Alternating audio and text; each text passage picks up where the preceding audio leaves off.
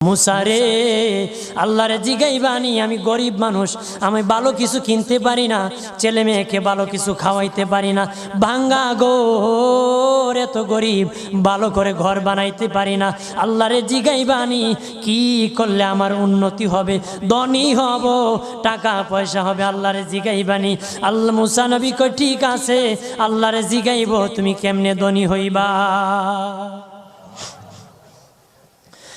আল্লাহ নবী মুসা নবী তিন রাস্তার মোড়ে যা দেখে একটা লোক বসে আছে, তার দুই হাত নাই, দুই পা নাই, দুই হাত নাই, দুই পা নাই।